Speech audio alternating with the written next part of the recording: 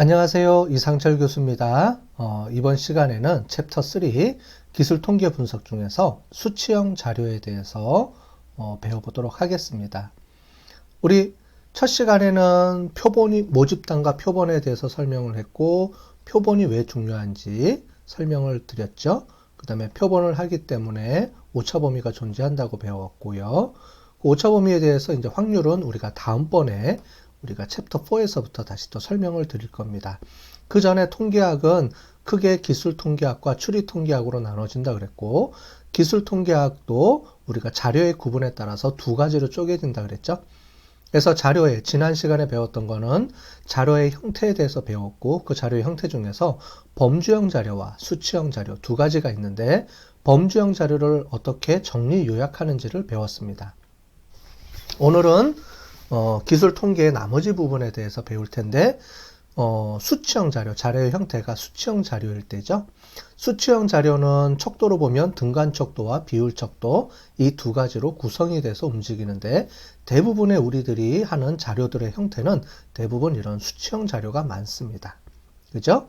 근데 수치형 자료에서 가장 많이 쓰는 게 이제 평균의 개념이고 표준 편차에 대한 개념인데 평균과 표준 편차는 여러분들이 산수 또는 수학 시간에 다 배웠기 때문에 어렵지는 않을 거예요. 그런데 평균에 대한 근본적인 개념 이런 부분들이 왜 평균이라고 부르고 그게 어떤 의미가 있는지를 이번 시간에는 배워보도록 하겠습니다. 자, 수업 목표입니다. 먼저 중심 위치를 나타내는 평균에 대해서 배워보고요. 그 다음에 이 평균을 중심으로 자료가 얼마만큼 잘 흩어져 있는지, 이 퍼져 있는 정도를 나타내는 산포, 변동이라고 하는데 이것 중에서 가장 대표적인 값인 표준 편차에 대해서 배워보도록 하고요. 이 평균과 표준 편차는 나중에 우리 정규 분포를 만들고 정규 분포를 이해하는 데 있어서 가장 중요한 핵심 개념이 되고요. 또 나중에 우리 그 표본 오차를 계산할 때도 가장 중심이 됩니다. 왜냐하면 표본 오차는 우리가 평균을 중심으로 해서 표준 편차를 이용해서 계산이 들어가기 때문에 그렇습니다. 그 다음에 수치형 자료를 표와 그래프로 정리하는 방법에 대해서 배워보고요. 또 수치형 자료가 여러 개 있을 때 어떻게 분석하는지 이 부분을 배워보도록 하겠습니다. 먼저 가장 기본적으로 일별량 분석에 대해서 배워보도록 할 텐데요. 수치형 자료라는 거는 기본적으로 숫자로 이루어진 자료를 의미합니다. 그죠? 그래서 모든 우리가 구하고자 하는 대부분의 변수들은 이 수치형 자료로 이루어져 있습니다. 그죠? 비율 척도로 거의 대부분이 이루어져 있죠. 숫자로 이루어져 있고 그 숫자가 의미가 있는 자료입니다. 이 수치형 자료는 대부분 중심 위치와 산포 경향이 중요하고요. 중심 위치와 산포 경향을 중심으로 해서 우리가 데이터의 특성을 보여주게 됩니다. 그죠? 이건 수학 시간에 다 배웠고요. 자, 중심 위치라는 거는 뭐냐면은 관찰된 자료들이 가운데가 어떻게 이루어져 있는지를 우리가 보게 됩니다. 그 중에서 가장 대표적인 게 평균이라고 우리가 알고 있는데 이 평균도 종류가 여러 개가 있어요. 우리가 상황에 따라서 이 평균을 쓰는 방법이 틀려집니다. 가장 많이 알고 있는 게 산술 평균입니다. 대표적으로 가장 많이 쓰이고 우리가 일반적으로 평균이라고 부르는 거는 이 산술 평균을 의미하고요. 그 다음에 산술 평균하고 대체해서 쓸 수 있는 게 중앙값 또는 최빈값. 또 특정한 경우에 우리가 기하 평균을 쓰는 경우도 있습니다. 기하 평균은 비율로 이루어진 자료인데 우리가 경영학에서 많이 쓰는 자료예요. 경영학, 경제학에서. 내년도에 임금 인산율이 어떻게 되는지 이런 걸 할 때 그렇게 비율로 이루어진 자료의 평균을 구할 때 많이 씁니다. 그래서 이거는 중요합니다. 우리가 나중에 경영학에서 배울 때는 기하 평균이 중요한 개념이 되고요. 또는 조합 평균도 중요하고요. 또는 가중 평균 이런 말들이 있는데 우리가 이미 많이 쓰는 내용들이에요. 근데 개념을 잘 모르고 쓰는 경우가 많죠. 그래서 오늘은 이러한 개념들을 잘 이해하는데 중점을 두고 설명을 잘 들으시면 되겠습니다.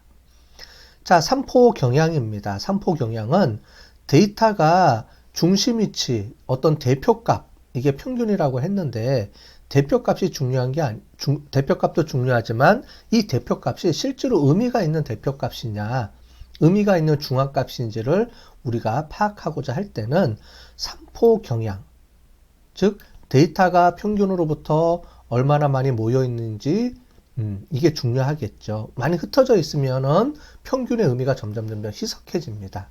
자, 그때 삼포 경향 또는 변화하는 변동, 평균으로부터 떨어진 거리 다 같은 말인데요.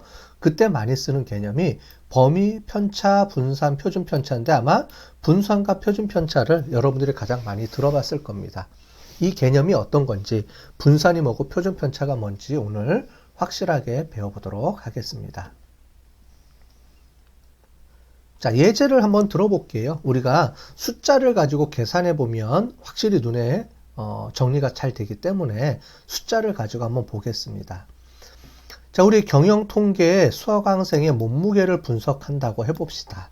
제가 총 60명의 몸무게를 다 재서 이런 표를 하나 구했습니다.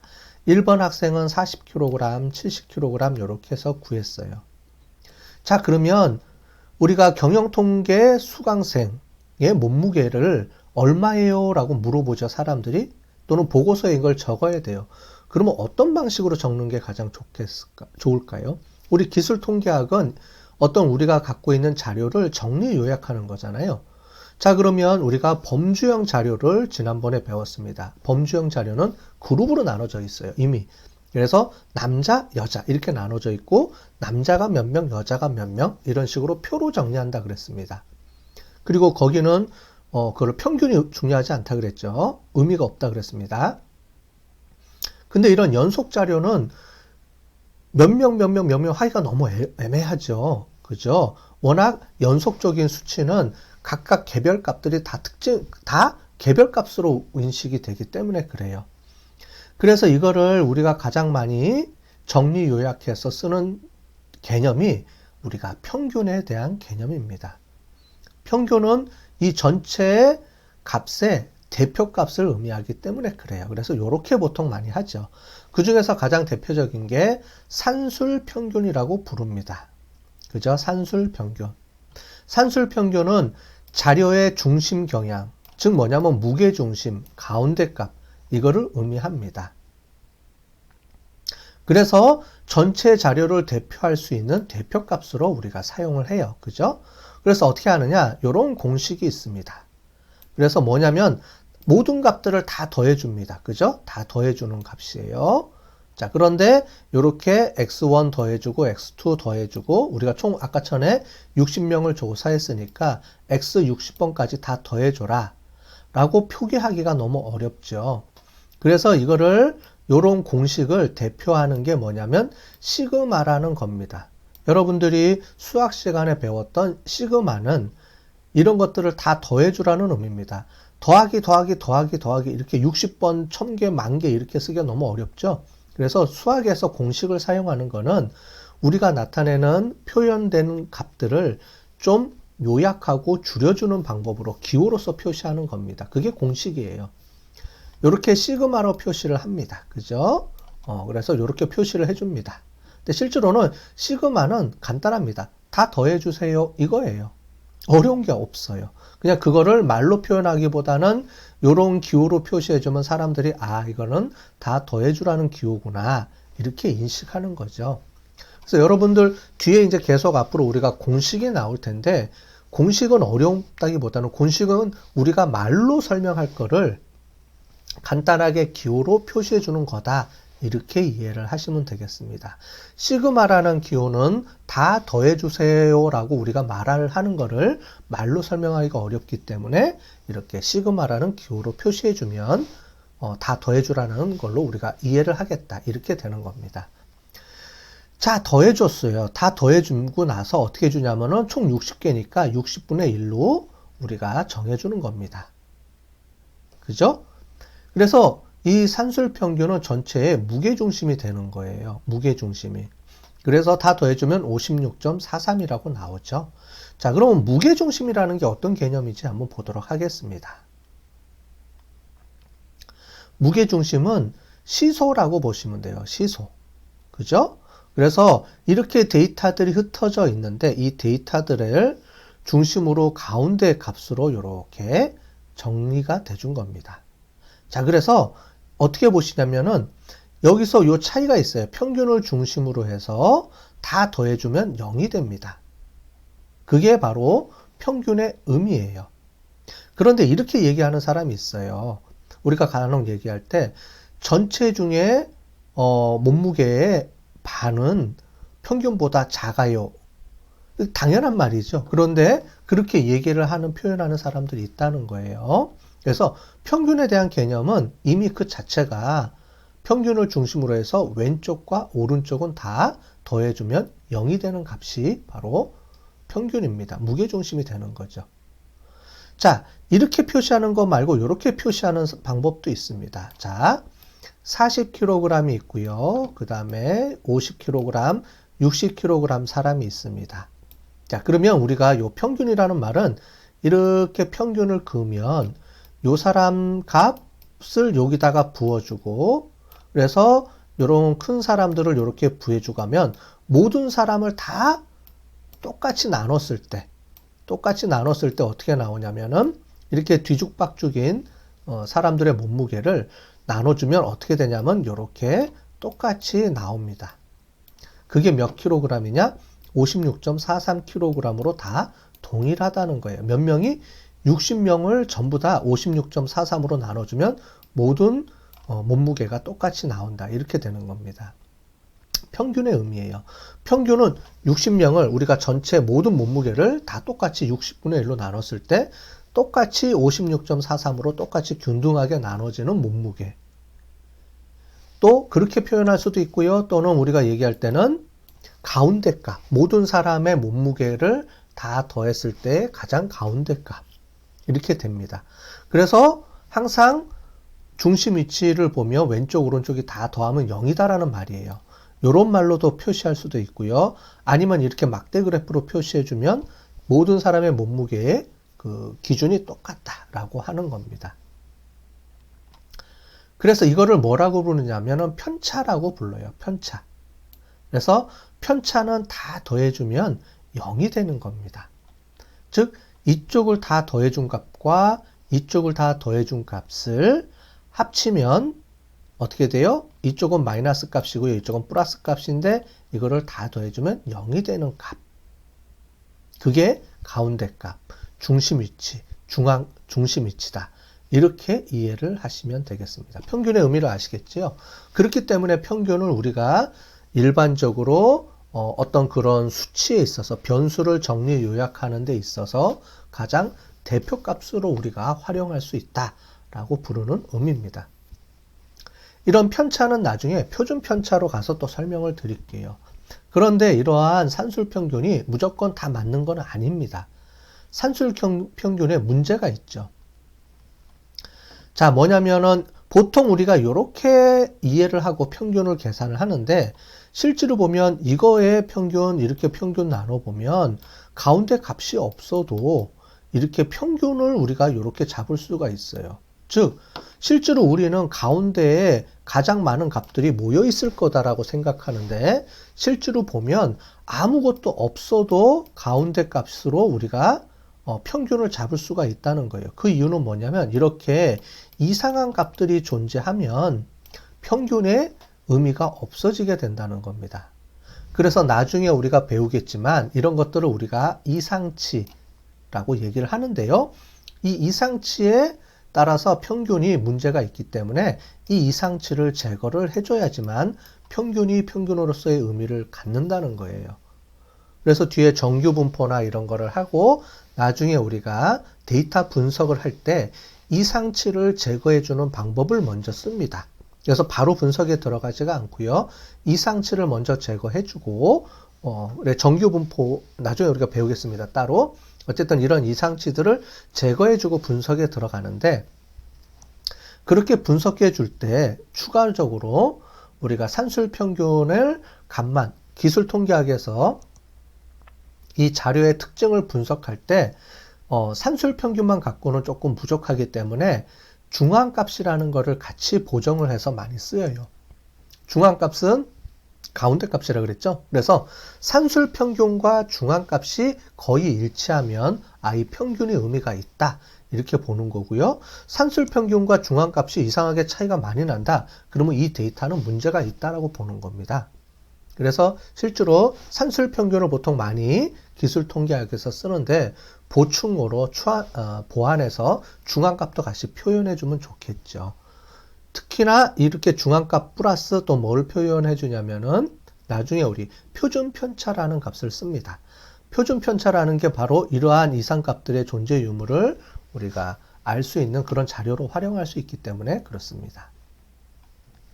중앙값입니다. 중앙값은 산술평균을 다 더해서 n분의 1로 나눈 게 산술평균이라면 중앙값은 자료의 크기를 쭉 나열을 하고요. 가장 가운데 있는 값을 딱 표현을 합니다. 자, 왜 그러냐면 바로 이런 것들을 방지하기 위해서 그래요. 이런 것들을 방지하기 위해서 이상치에 따라서 데이터가 변화가 있었는지를 보기 위해서는 가장 가운데 값을 골라보면 여기 어떤 데이터들이 있으면 실제로 산술평균이 의미가 있다. 이렇게 우리가 또 볼 수가 있겠죠. 자, 그래서 이상치의 영향을 받지 않아서 그렇습니다. 그래서 어떻게 하냐면 이렇게 쭉 나열을 해요.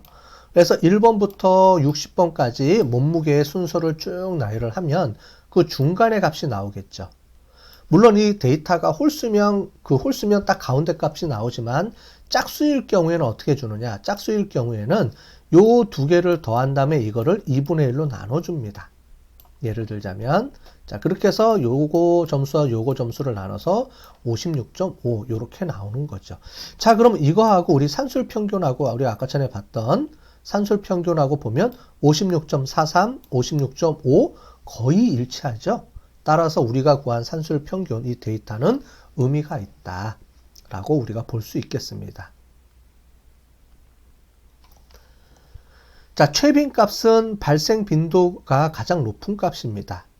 발생 빈도가 높은 값인데 실제로 이 최빈값을 쓸 때는 데이터가 많을 경우에는 이렇게 우리가 값을 이용해서 할 수가 있지만 실제로는 이 값들이 연속 자료이기 때문에 최빈값을 가지고 구해서 쓰는 경우는 좀 드물어요. 그래서 우리가 산술평균을 할 때는 최빈값보다는 중앙값을 보완을 하는 평균값으로 많이 쓴다. 이렇게 이해를 하시면 되고요. 이렇게 딱 디스크리티브하게, 즉 이산적으로 나눠진 데이터들, 즉 소수점이 없는 데이터들은 빈도수를 구할 수가 있는데 소수점까지 넘어가는 경우는 대부분의 우리가 자료가 비율 자료는 소수점까지 넘어가거든요.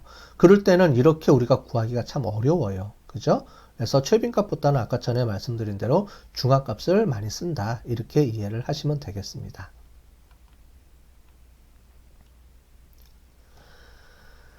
자, 그래서 자료의 분포와 평균 중앙값, 최빈값의 관계를 보시면 이렇게 되어 있습니다. 가장 좋은 거는 요거죠. 그죠? 가장 좋은 거는 우리가 구한 평균값, 그 다음에 중앙값, 그 다음에 최빈값이 일치한다. 그러면 이런 모양으로 데이터가 구성이 되어 있다고요. 지금 많이 봤죠? 이런 종 모양의 데이터가 왜 중요하냐면 나중에 우리가 분석을 할 때 이제 통계 분석을 해야 되는데 통계 분석을 할 때 기본적으로 데이터가 이런 종 모양의 정규 분포라고 나중에 우리가 배울 겁니다. 이런 정규 분포의 모양으로 분포가 형성이 돼 있어야지만 우리가 나중에 분석을 잘 할 수가 있거든요. 결국 그거를 이제 보는 그런 관점이다. 이렇게 보시면 되고요. 이렇게 레프트, 라이트로 한쪽으로 좀 길게 꼬리를 갖고 있는 게 있으면 이런 것들은 우리가 정규 분포라고 할 수 없다라고 보고요. 이런 이상치들은 나중에 제거해주고 잘라내줘야지만 우리가 분석에 활용할 수가 있습니다. 그래서 이런 기술 통계학은 우리가 나중에 추리 통계학을 하기 전에 미리 사전에 이런 모양을 보고 데이터를 클리닝 한다 그러는데요. 데이터를 정제한다 그러는데 이렇게 정제할 때 이 데이터를 가지고 활용을 해서 이런 중앙값 평균을 가지고 조금 정리해주는 그런 방법을 쓰게 되고요. 또는 우리가 목적 자체가 추리 통계학이 아니고 기술 통계학의 목적일 경우도 많이 있습니다. 그럴 경우에는 앞부분에 이런 것들을 좀 정리해 주는 게 좀 필요하겠죠.